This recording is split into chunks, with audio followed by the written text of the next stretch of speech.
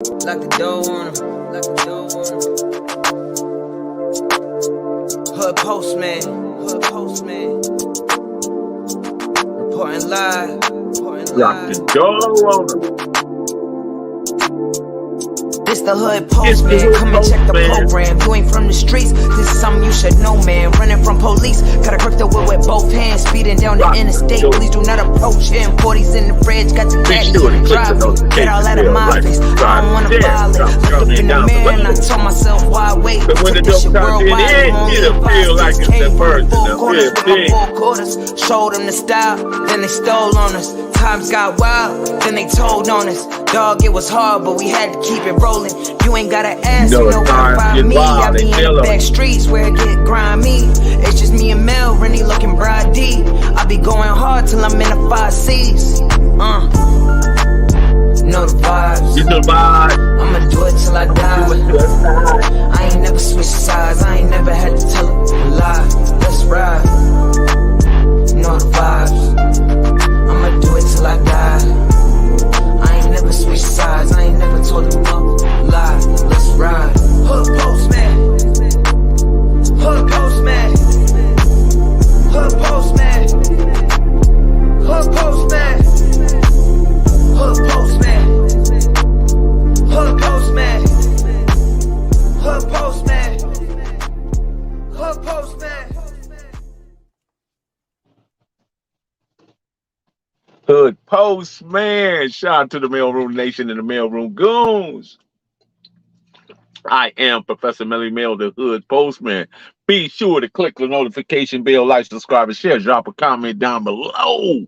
So when the dope content hit, it's going to feel like it's the 1st and the 15th. This is not a glamorization, nor the glorification. It is an education based on history, based on prior past situations. We acknowledge those situations, but we also put them in perspective. So we tell these stories in order so people don't go back out and repeat the same old, because you know the end result.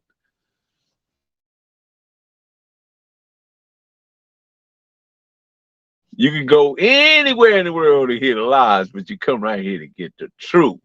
Before they had handguns, they had handguards. Man up. That's it. Just man up.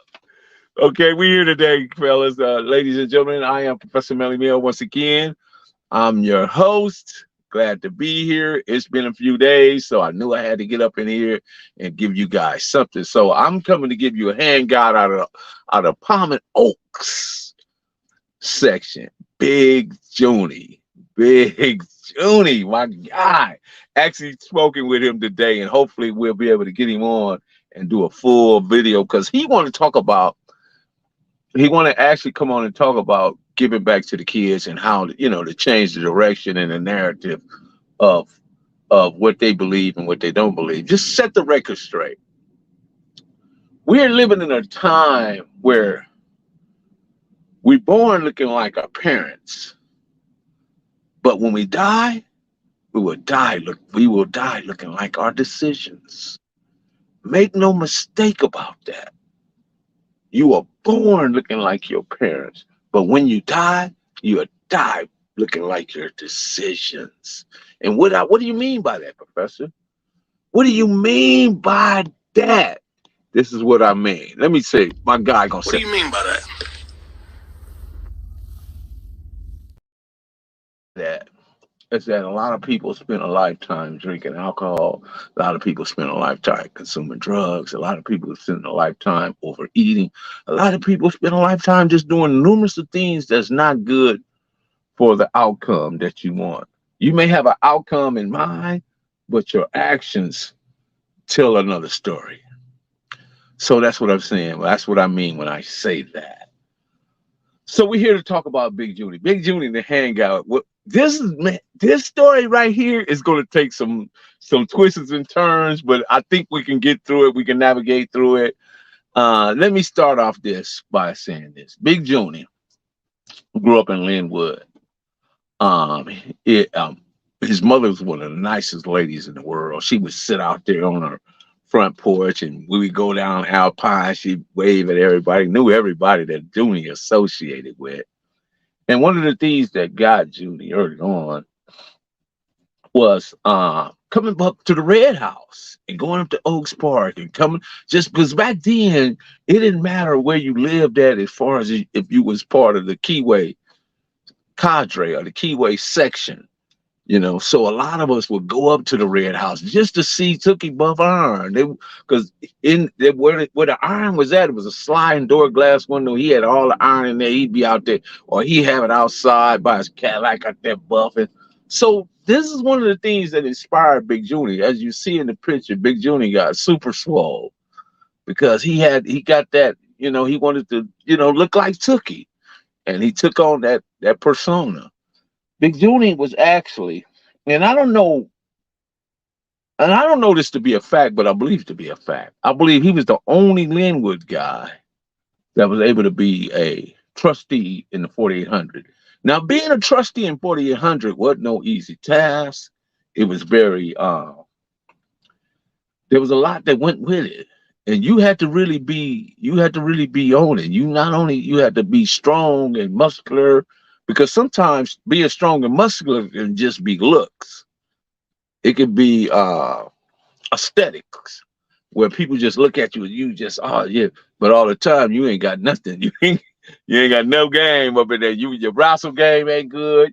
Your jujitsu game ain't good. Your whatever, or your hand guys, you just ain't no good at all that.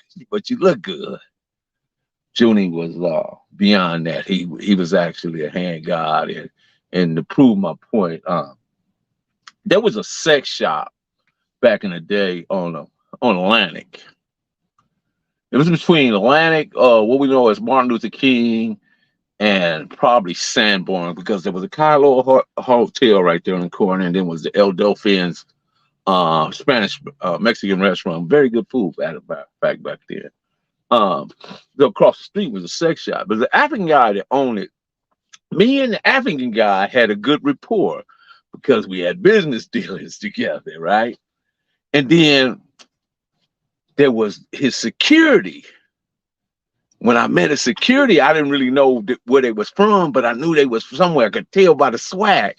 And his security was a guy by Biggs. They called him Biggs. He was out the Lot Boys. He was from the bounty hunter section. His name was Carlos. They called him Biggs. So he was a security. The African guy owned it, and I was up there. I had at that time I had 3 girls, but actually 4. I had Gina. I had Tracy. Tracy was a full-blooded Navajo Indian, and then I had Shelly. Shelly, we used to call her BG, and then later on came Sandra. So perfect situation, because here's the thing.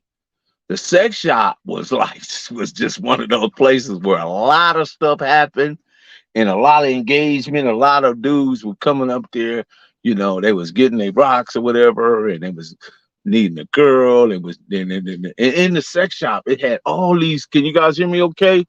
It had all these different film booths, right? DJ Vegas, what's happening? Shout out to Michelle. Shout out to Marlena, man. Where's my manners? Excuse me. Where's my manners? Well, Michelle, how are you? DJ Vegas, how are you doing, sir? Sean Grisby, how you doing? And King Mike's, how are you doing? So they had 20 booths in there. They had these inside projectors. You would go in there and drop your coins. And it was crazy because you would go in there, give your money, and they give you these brass coins. What I thought was a bad deal, because I'm going to give you money and you give me brass coins to drop in these I think this thing, to me, it just didn't make no sense. But anyway, who am I to argue? I'm in there to do business. So, but I had an understanding with the African guy, and I kept a lot of business pumping through there, doing what I was doing in the underworld. I was a pharmaceuticist. I ran a pharmaceutical company without a license. I was a pharmacist. Okay? If you get what I'm saying, I was a pharmacist. So this one particular night, Big Juney was up there. Big Juney come up there. I run into Big Juney. So Big Juney, my guy, he rolling with me. So I get into it with this guy. behind one of the girls, right? And I'm looking at the guy. He kind of, kind of big dude. So I ain't tripping. He said something. I don't recall what was said or none of that. I just told on him. Bah! Stole on him. He stumbled back. But he stumbled back. He kind of like wiped it off. It's like he wiped it off like he finna come for me, like I don't made a mistake or something, which I probably did, right? But lo and behold, it was Big Juney. Big Juney hit this dude so hard that his shoes came up. He went up in the air and came down. Boom! And before he hit the ground, his shoes was off. Now, I ain't never seen nobody get knocked out their shoes. It was like almost cartoonish, and he was definitely asleep. And Big Junie looked at me and say, "Man, you didn't hit him hard." I said, "You think?" Obviously, you did. So it was just a one of those moments where you just reflect back in time and think about certain people that's been in your life and certain people that you can depend on. And Big Juney was one of them. Big Juney was one of them people, and he wasn't no bully, but he was very strong and he had hands, which was an extra plus for me up there where I'm being. So how I wind up over there in that section, right? Because over there is where the young crowds are at. Young crowds, right?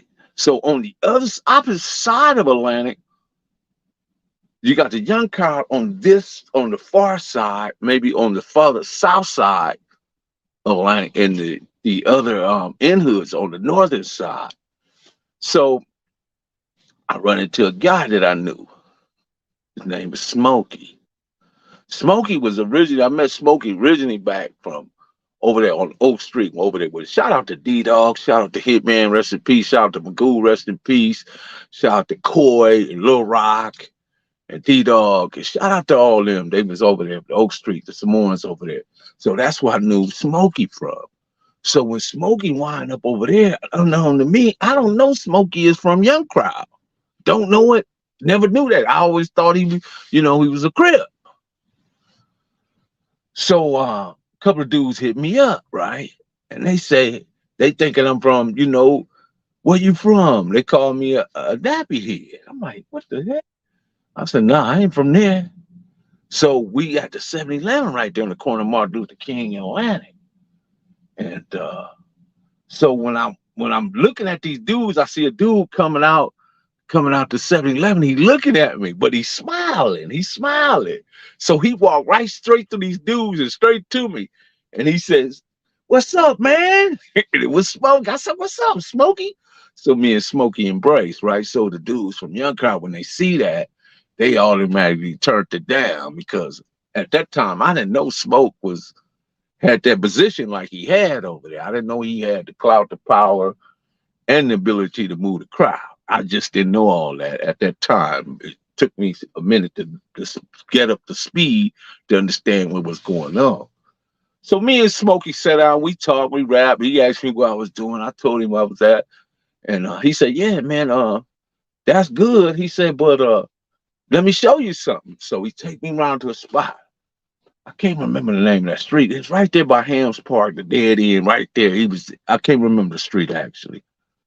Could have been Platt or Walnut, one of them streets. But anyway, we go down there, and he got work for real.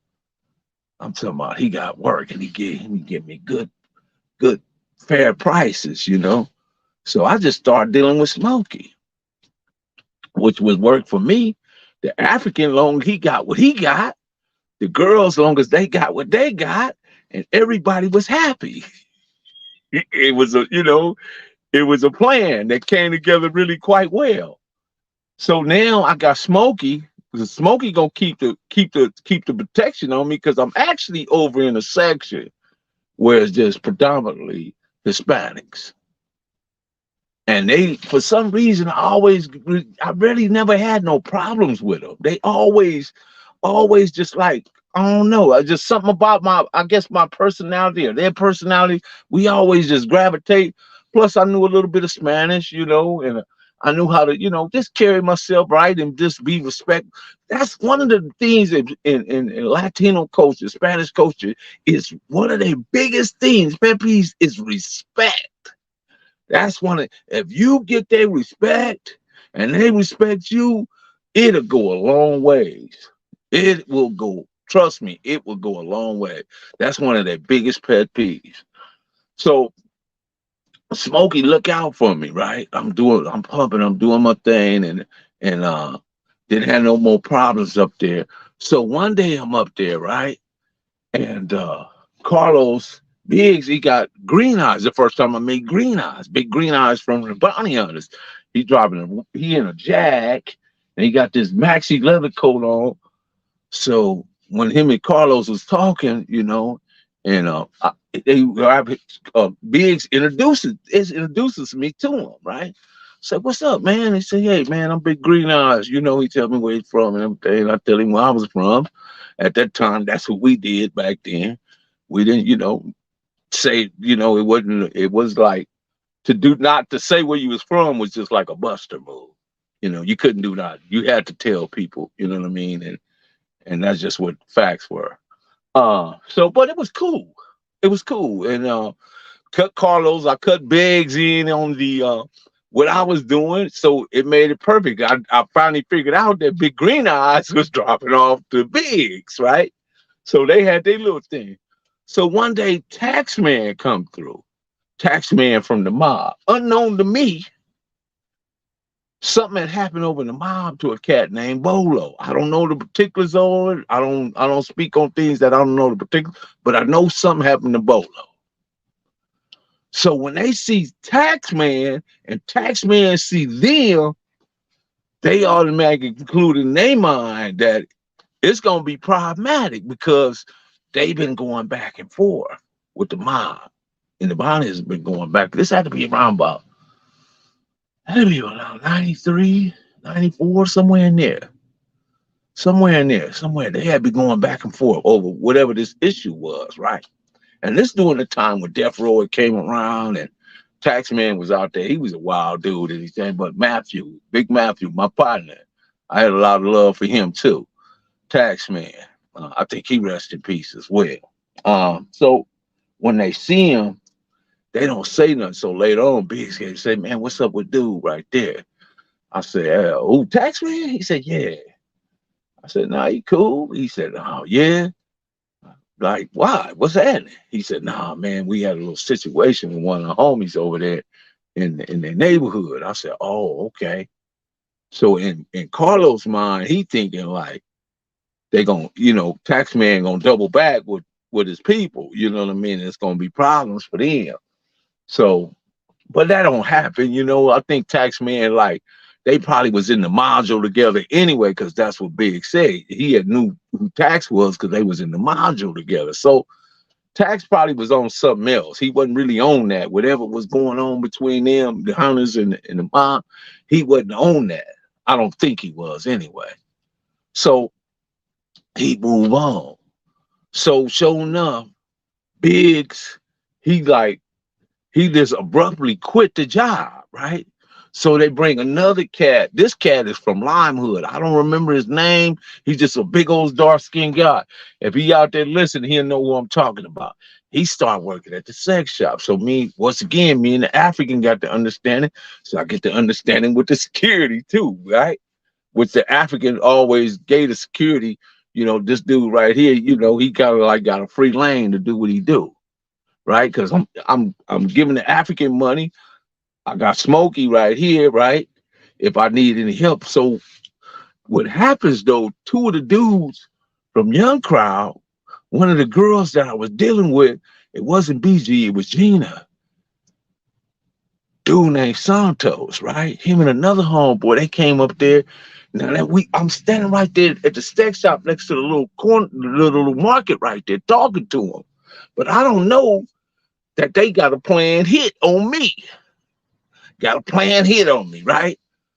So he tried to get me with the knife, but I was too quick. I caught his hand, twisted his hand around, bam, bought the knife out and took the knife from him and came and got on him with his own knife The other partner that he had with him took off. Wham! Took off. But unknown to them, they don't know that me and Smoky is in together.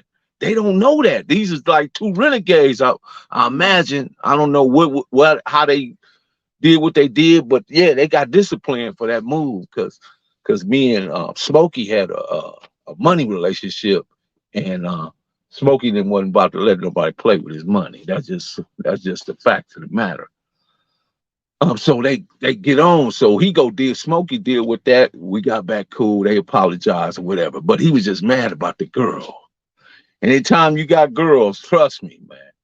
You got girls. You got like I got one Indian girl, two Mexicans, and a white girl, right?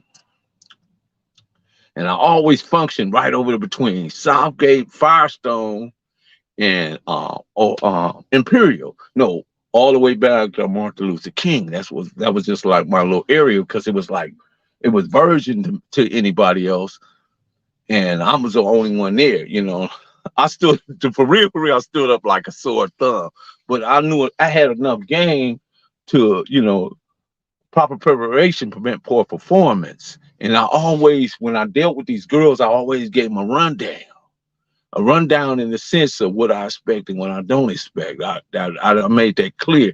And secondly, when they came back in, they give me a rundown.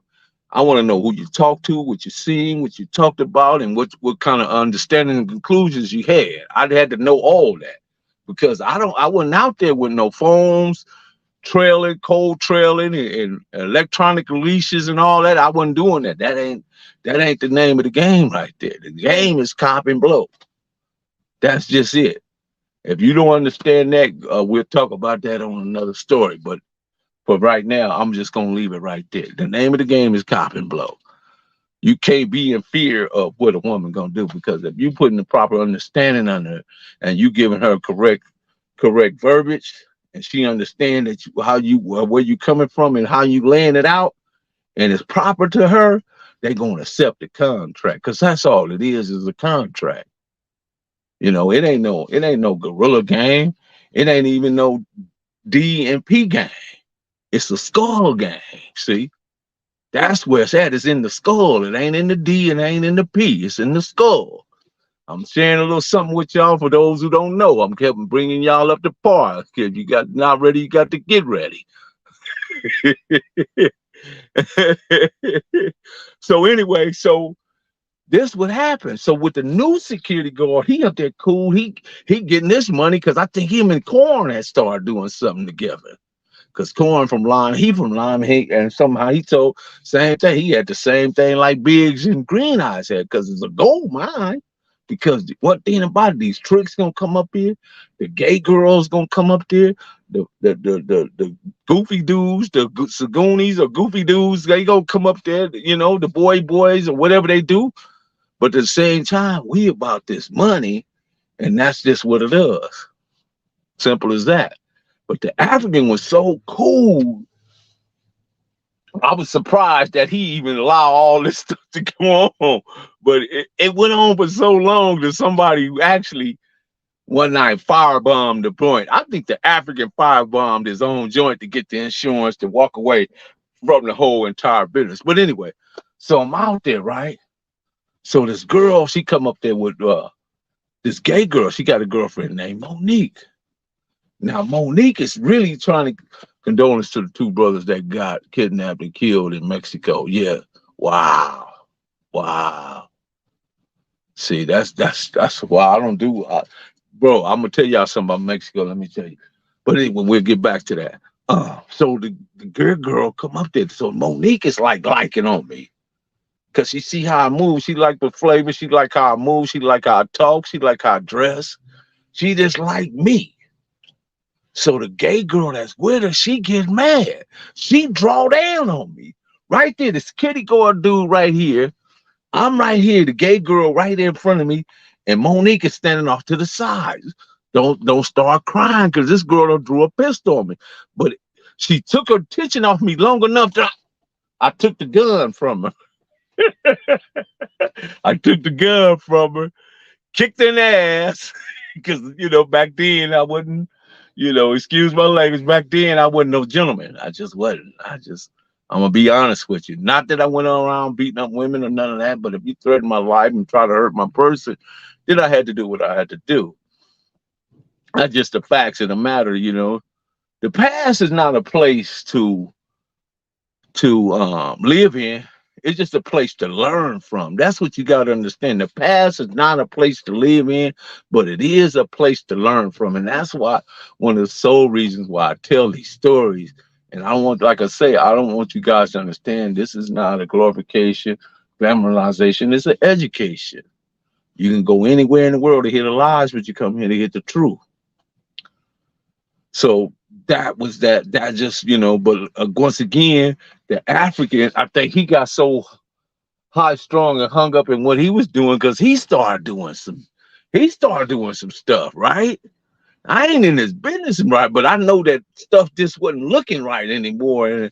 And I think he, at the end of the day, he firebombed his own joint, burned it up, you know, and that was just one time. I just wanted to include Big Juney because I don't want to tell the whole Big Juney story. I just want to get y'all in to show y'all how Big Juney was, but Big Juney was a hand guy, still is my guy, one of my favorites. Whenever I needed him, he was there. So, you know, but now we come to this thing, you know, there are still these cancerous deputy gangs that still operate within the LA County. Back then, you had the executioners, the Wayside Whiteys, the Jump Out Boys, the Vikings, and the Stony Boys. And now we got the Banditos, the Regulators, the Spartans, the Gladiators, the Cowboys, and the Reapers. So these deputy gangs still exist in our society. And let me come back to Smoky. So Smoky get into a situation, right, where the Jump Out Boys, matter of fact, the officer name was Blair. They giving Smokey just a hard time about everything he doing. He ain't messing with nobody. He just running that whole neighborhood, to be honest with you. To be 100% honest with you. Smokey had the keys to the car. And he ran it, you know, he ruled it with an iron fist. That's just the facts.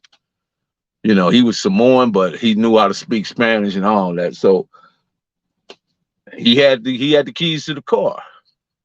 So these police followed him in Indio one day, and they jumped out on him on the street that I was telling y'all about. And something happened, something occurred, something transpired between all four of them. They get off. Some more things got off. One of the police come up short, right? Now they trying to blame my man Smokey, but I know Smokey. And I know Smokey that whatever happened, I don't believe that Smokey did it in malice. I don't think Smokey did it in a way to where uh, uh, that reflects a bad temper or any of that. I don't think whatever happened. I don't know what happened because I wasn't there, but I know Smokey got arrested and he's now serving a life sentence on death row. But in my heart, I know Smokey didn't do that. I think that it was provoked by those police because they was the police brutality was at an all-time high, and they targeted him because they saw him as a threat or whatever, and they was going after him, messing with him. So I mean, don't you have a right to protect your person? And somebody, you know, what do you do in those situations? And I'm asking a question now. What do you do in those situations? You got somebody that's threatening your life, threatening your livelihood, threatening your family, threatening everything you stand for. What do you do? What is a person supposed to do? Slick, what's happening? It's in the tongue, he said. It's by choice, never by force. You're right about that, bro. That's just, you know, that's the levels too. That's the level I played on. I did it from the book, man, the long hand book, not the short hand. Juney was a beast when he was at Exeter. Yeah, Juney was a beast, man, all his life, bro. His brother Pluky was a beast. You know, I can't remember his little brother's name, But yeah, them my guys, man. Good on your feet, Mel. Back in the days, yeah, yeah, yeah. I was good on my feet, bro. I was good. You know what? I used to be able to like kick the door ceiling to top. I could take my foot and just lay it all the way up to the door ceiling like that.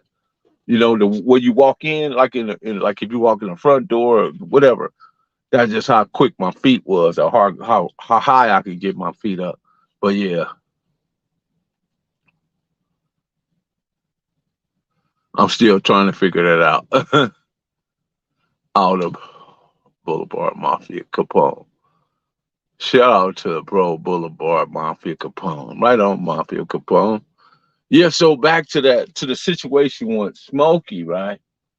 So they actually put him on death row, gave him a murder.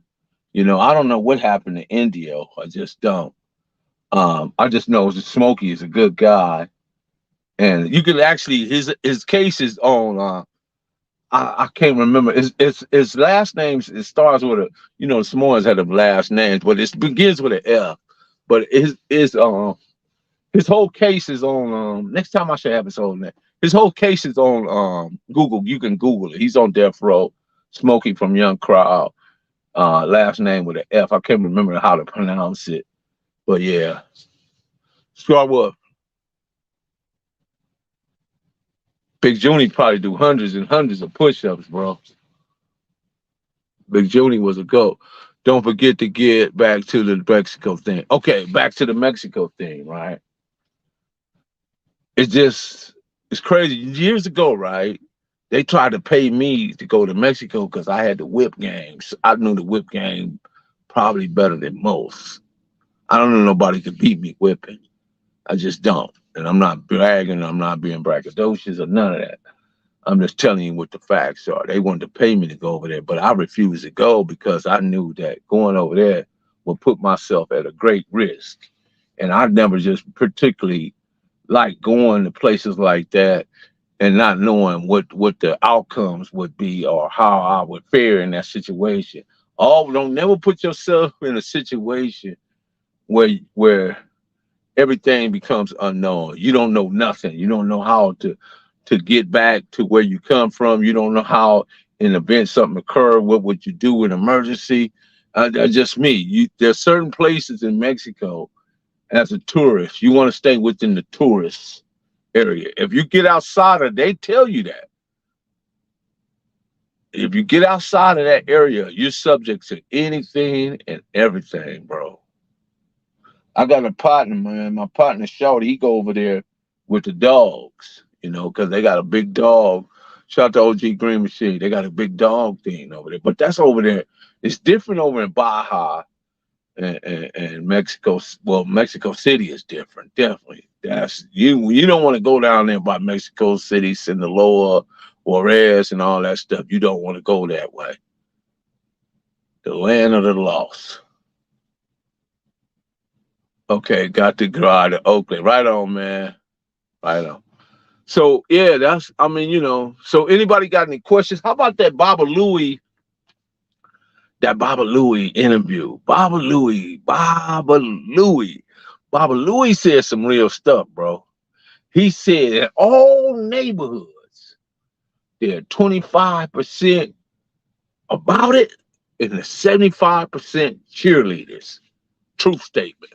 El Chapo Guzman salute. Hood postman tapping in from Linwood. El Chapo, little shorty. Yeah, I know about El Chapo Guzman, Eduardo Palmer, Barbie, El Monchomo, the Red Ant. I know about Ariana Felix. I know quite a few about the cartels and stuff. I mean, because I was in that world. Slick ABD show. Yeah. Slick Baba Louie gonna top whoop your butt. Yeah, so hanging out with Big Juney, man, was always a fun thing. It was always, I was never, not surprised by what Big Juney could do and his ability to handle his hands and skills. Like I tell you, I don't know many dudes that was Like I can't say who else was out of Linwood, but I know Big Juney was a trustee in the Crip. I'm talking about when the Crips was Crips up in there. I'm talking about the 4800 Crips, not the 21, 2300, 4800. 4800 was a whole different animal for all the other. 4800 started in 83, 84, and by 89 they had moved to 21, 23, and 26, I believe. So that 4800 was a different thing. Once again, shout out to Hitman, Magoo, Coy, my homie D-Dog. Actually, D-Dog from my celly in the Feds. Yeah, Darren Alphamati was my celly in the Feds. A good dude, just a great dude. Man, we used to eat them rice bowls, them tuna bowls with the fudakaki. A lot of y'all don't know what that food. I got somebody sending me some fudakaki from uh from Hawaii. You know that Hawaii buy more spam than any other country, any other state. Hawaii eats spam, man. Them dudes over there eat some spam, big time. Yeah, but they go, my boy, school for life.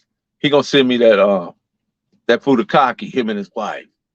Yeah, I love me some fudakaki. That way I can make me some tuna bowls. AC always speak against numbers. What do you mean by that?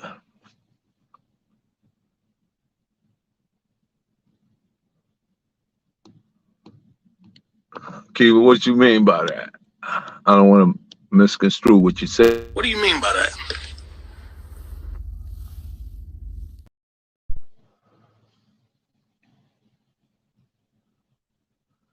I heard gangsters say fools feared Magoo. Magoo was a Magoo was a different dude, man.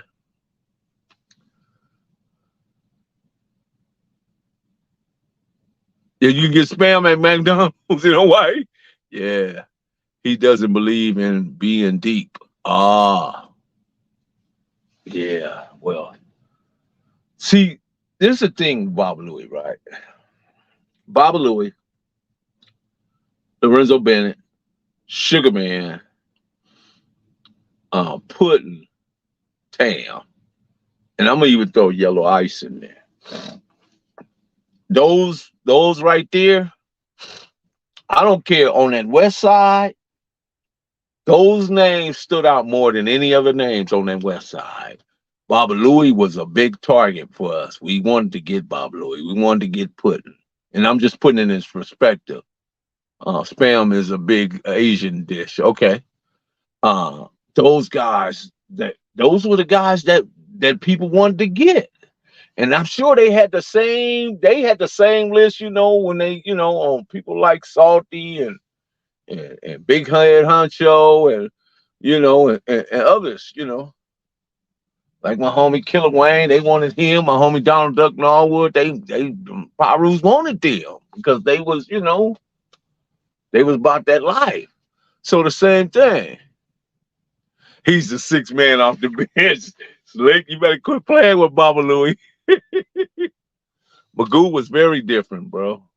But the thing about Magoo, right? Magoo actually grew up in Elm Lane. He grew up over there, Sloan or Poinsettia. One of them was Poinsettia. Yeah, he grew up over there.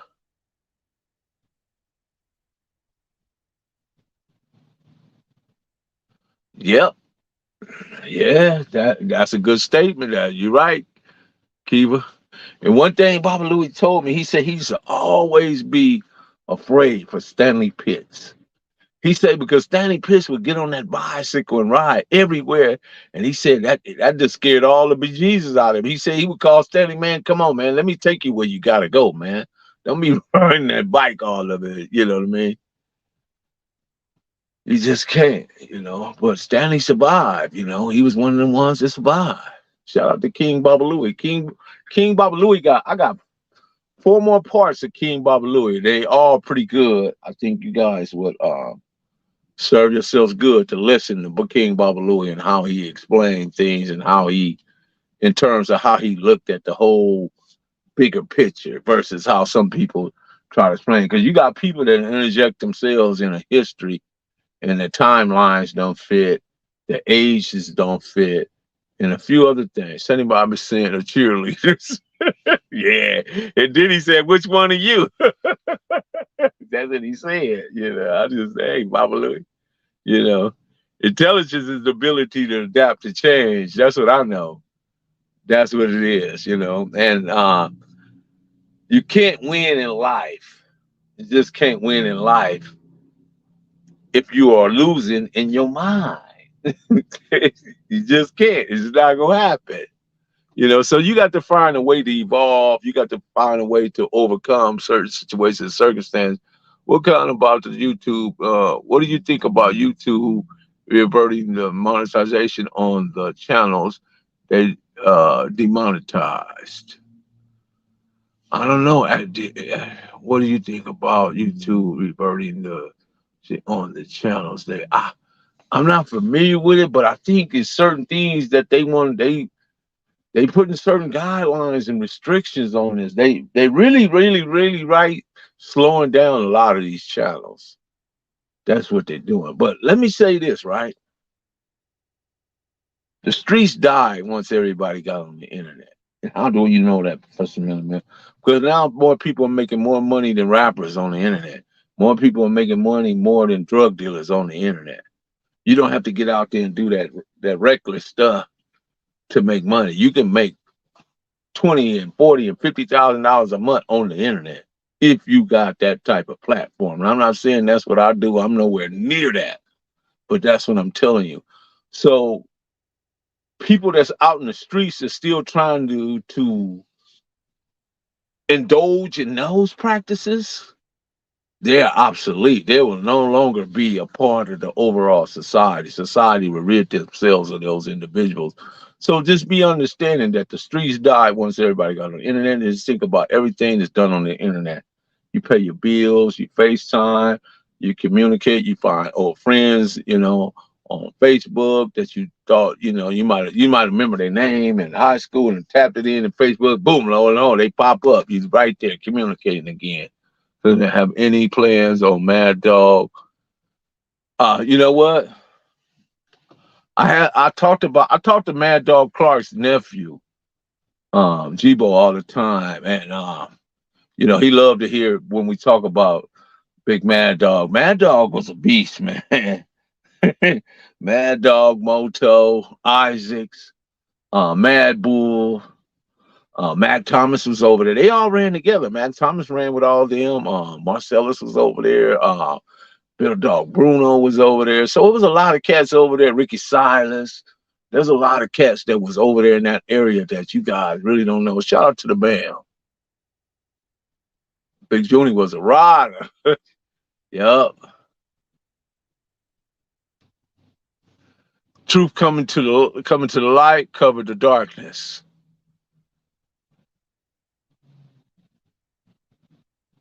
The government is already controlling us, bro. The government, this is what the government does, right? The government, as long as the government has control of something, they don't mind it going on. They just don't. But you best utilize it in a way that's beneficial to you, to where you can make your money, but don't be doing nothing illegal or something that's going to put you in a problem area. And as long as you follow the guidelines and things that they set up, you're okay. And as long as you don't get on the internet flapping off at the gum, saying things that you shouldn't be saying. It's just simple. That's simple. There's a lot of things I could tell y'all, but there's a lot of things I won't tell you because of the circumstances and the particulars of the such situations, because the guidelines or either they haven't been passed, or whatever is what we call they've not been adjudicated. Let me put it that way. They have not been adjudicated, and they can easily come back and pick up some of that stuff. So just know that. So I have to be careful when I'm talking about certain things, And even when I was talking about Smoky, I'm not going to reveal it. Even if I did know anything, I would never say anything. You know what I mean? But I do know this: Smoky was a good person. I know that much, and I know that Smoky wouldn't do nobody no harm in that regard, especially not in no way that was going to jeopardize his family and his whole livelihood. capitalism is moral and immoral. Explain that, bro. Explain that. Please explain. I know everything has a duality, but wow. How did you wind up to that conclusion? 2 cents. Thank you, bro. I appreciate it. Love sauce activate. Yeah, certain things you can't just, because the statute of limitations. There's statute of limitations. Always know this. There's a citizen guideline book that particularly lay out all the laws. Then you have federal seconds and federal thirds. Though all those books have keys on them, those keys are either to lock the door or open the door. And once you understand that, then there's American jurisprudence. Then there's law, then there's legal procedures and legal access to how you access the court or how you process, draw up a brief. They have certain guidelines for all that stuff. It's a lot of stuff. And if you don't know that stuff, you wind up in a pickle.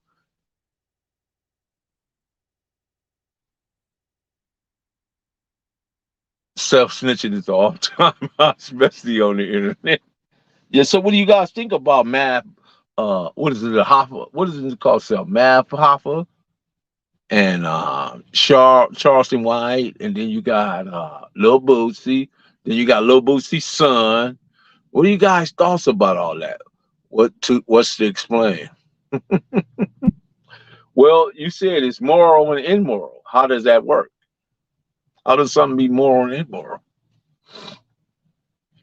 It can be one or the other, but both at the same time. Two things can be true, I guess. Is that what you're saying?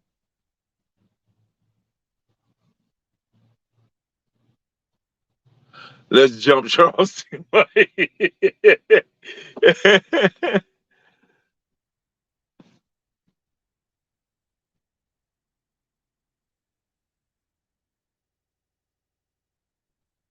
Yeah. Just listen to the cats he just mentioned. Fall into Charleston White trap. Now you don't want to fall in Charleston White because Charleston White is really quite elusive. His verbiage can sometimes throw you off because he'll go into these rants and he'll start doing it, and then that phraseology and the tonality goes out the window, and then he start using these harsh and his words will have a lot of degradation into it, and it be very cutting. That cut you, just the way he said, because he talked about that man's two little girls, you know, and that man, he lost it, he lost it.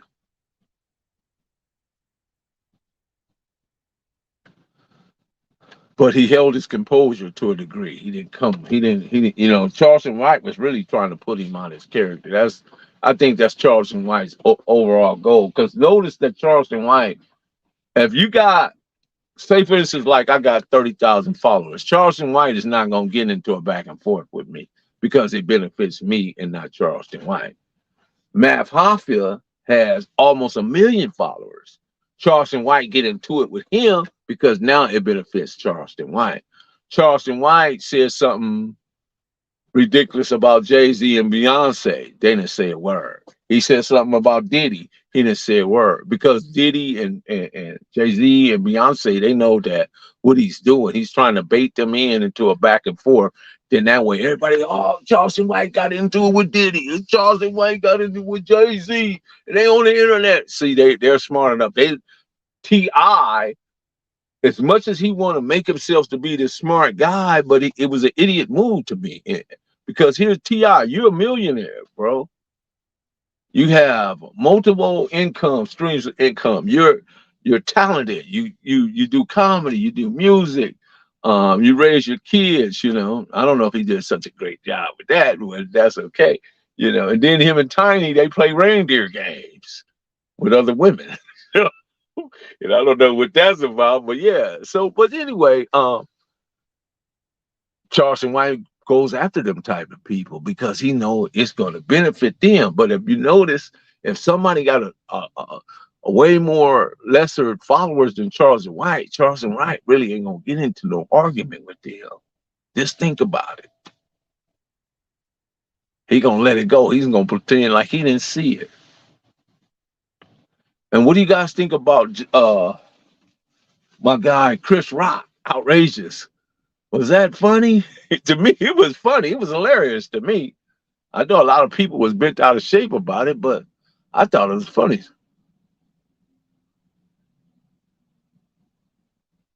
Yeah, you're right, Marlene.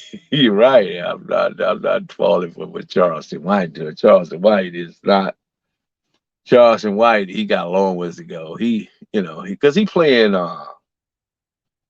now you see it, now you don't. He's playing the old shell game, 3 card Monty and all that stuff. But he using people to play it instead of hiding the card and hiding the shell and hiding the P. He used people to play his games. I thought it was funny too. See, I got a mental disability. Charleston White is going to get knocked off his 12-year-old rollerblades. Yeah, I don't know. You know what I mean? Because here's the thing, right? Charleston White, don't get it wrong. He's clever too now. He's clever. Because remember when he was down in Miami and Soldier Boy and that little crew gonna run up? Charleston White hit him with some bear spray. Man, they hurry up and got away from Charleston White.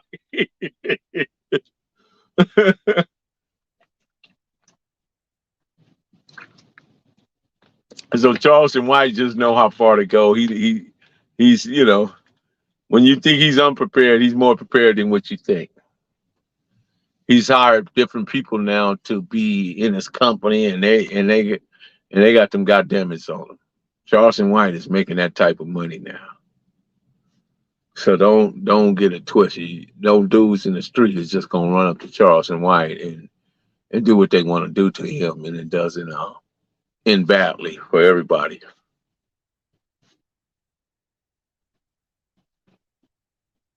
Healthy habits. See why it don't actually change laws for juveniles.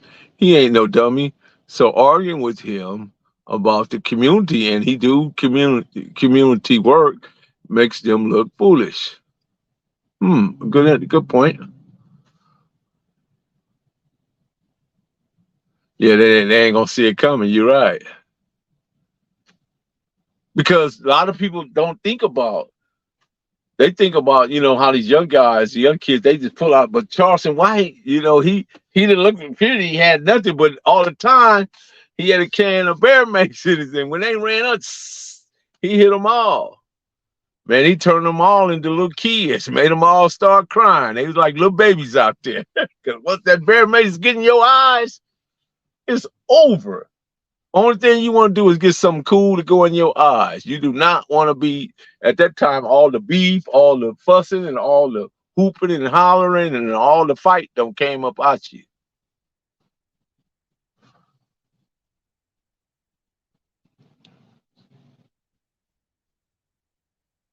Never seen the footage, Epstein?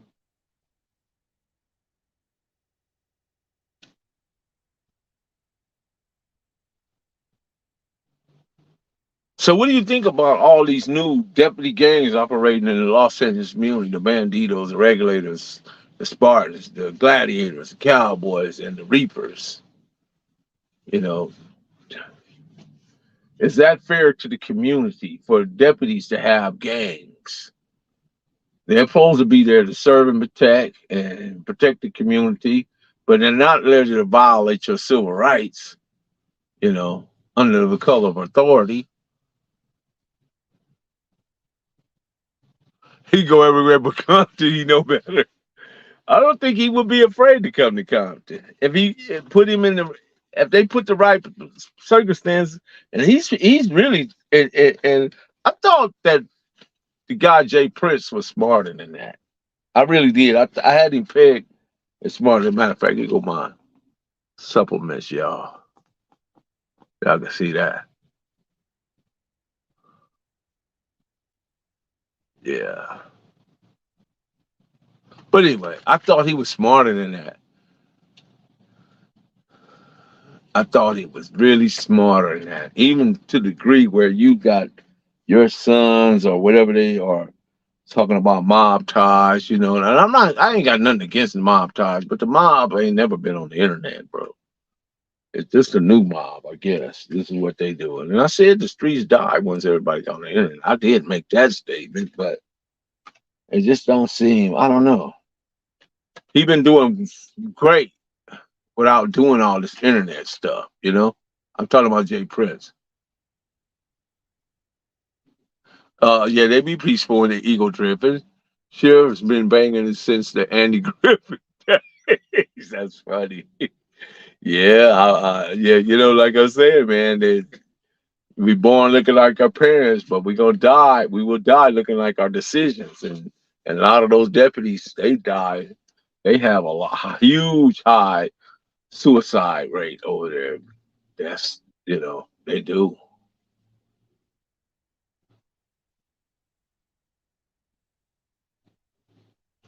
You know what, man? the doctors, the doctors gonna tell you to be watch the doctors. That's what you do because the doctors, all they want to do is make money. They'll put you on medication. I ain't on no medication. I ain't on no medication. Well, I got some eye drops. I take that back. I don't know if we can count that as medication going in your mouth. I ain't on no medication. And I've been supplementing for, let's see, since the 80s. So be careful of the doctors because the doctors are in it for their bottom line, and that's to make money. And the way they make money is often to push pharmaceuticals, and pharmaceuticals they get kickback for pushing pills, bro. Remember, I ran a pharmacy. I just didn't have a license. So I understand the concept is what I'm telling you. I push pharmaceuticals because it increased my profit margin. And I don't want you to go to the healthy doctor because if you go to the healthy doctor, he's going to turn you on some stuff where you don't need the medicine behind the counter. The medicine behind the counter is harmful. Just think about it. When I was growing up, right, this is what we had. We had cod liver oil, we had castor oil, and we had aspirin. That's what we had when I was a kid. We didn't have nowhere near. We didn't have no urgent cares. We didn't have no dialysis uh, um, buildings or none of that. We didn't have none of that. None of that exists, right? Then all of a sudden, the Food and Drug Administration start releasing they start relaxing the laws, and a lot of these companies that was making this food and doing things to the water and doing things to the food supply, they start, getting away with a lot of stuff. And then big pharma, you got Pfizer, Eli Lilly, Johnson and Johnson, and all these different companies start making all these different pharmaceuticals for various things, right? But what you got to ask your doctor, doc, if I take this, how is it going? The pharmacology of it is going to break down with my body. What is the pH balance? Is it good? Is it plant? Is it animal? Is it human or is it vegetable? See, nobody goes to the doctor and asks the doctor that. Start doing that, and then you can, me and you can have that argument that you're saying about the supplements. There's a way to take supplements to where it's not harmful.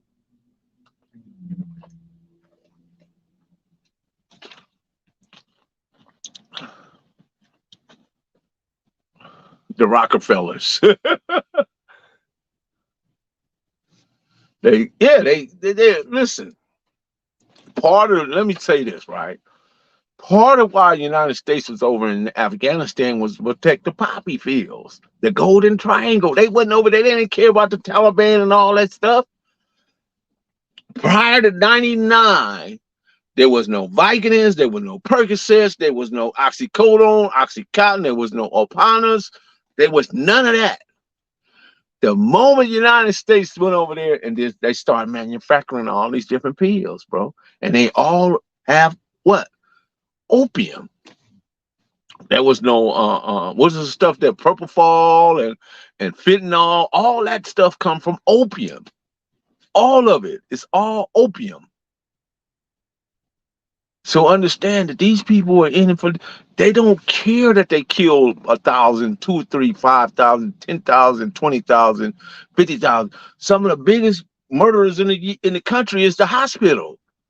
You ever seen somebody go to hospital, be healthy, and get in there and they catch pneumonia while in the hospital? How is that happening? During the COVID, there was so much going on, you know? You didn't know because you couldn't even visit your people. You didn't know what they was doing to them in there.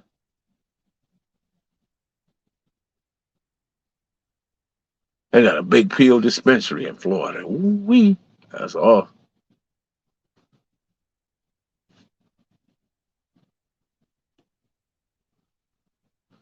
Well, anyway, I've been on for an hour. That's my goal, to be on for an hour, talk to you guys, and, you know, try to iron some things out, give you guys a good, decent story. And hopefully I'll get back on tomorrow. I don't know. I got to figure some things out because I'm studying for these tests, and it's kicking my butt. So got to get more prepared. That's all it is. That's all it comes down to, is just being prepared and having everything on point so you can get through it. Once you get through it, you got 5 years. Well, be sure to like, subscribe, to share, drop a comment down below so when the dope content hit, it'll feel like it's the first of the 15th. I am Professor Melly Mel, the Hood Postman. I'm a content creator, thought leader, influencer. I like to give my people a better opportunity so we have better outcomes. Increase you in intellect, wisdom, and knowledge and understanding, and at the same time have purified heart, and we can get there. Trust me and believe me that that's what we do over here. We do the work. We talk about things that is important and things that's going to lift us, things that's going to give us a better outcome. We're going to build an airplane while we fly. We up in the air. Let's get up there. Shout out to Marlena Williams. Shout out to Damon. What's going on? Shout out to Healthy Habits. Right on, Healthy Habits. William Fletcher, my guy. Clown, what's up? Deuce Factor, what's good? Marlena again. Dogman, what's up? Good to see you in there, bro. Appreciate you. King Mike, what it is, bro? Love sauce, man. I don't know what that love sauce, man. He got something for that. Shout out to the BAM that joined us. Everybody came in. Shout out to DJ Vegas and everybody that dropped in and dropped by, dropped a comment. I appreciate all the love. Continue to like, subscribe, and share. I press them thumbs up. The more you guys press the thumbs up, the algorithm triggers, and we'll be able to get these messages out and don't hold back, you know? It's important. So with that said, I am Professor Melly Mel, the Hood Postman, and you know the vibe. To hear something like that would happen on a Sunday afternoon. Well, when you dealing with different hoods, what do you expect? Because it's the weekend, and I don't know. I can't speak for everybody else, but I'm from Santana Block Crip, so it's gonna do what it do. She just cracks me up every time. I'll never get through laughing at that lady saying that. But here we go. Let's do it. A satisfied life is better than a successful life because your success is measured by others, but your satisfaction is measured by your heart, your mind, and your soul. Who told you I need you to fuck with me? Because I fuck with me. But you gonna see me though, for real, for real. There it is there. Marlena Williams. Oh, wait a minute. We got to get Shorty now. We got to get Shorty. There you go. For grind all the time, baby. Yeah. Cali Finest, baby. Proof of grind all the time. Music money. Got a dollar sign. Hub City. I'm a street nigga, streets fuck with me. I'ma keep pushing products till the fans get me.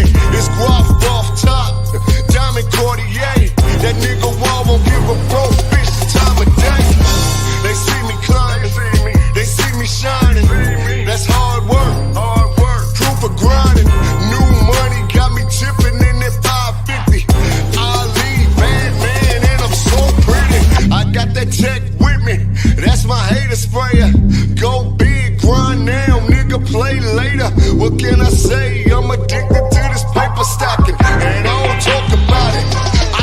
make it happen.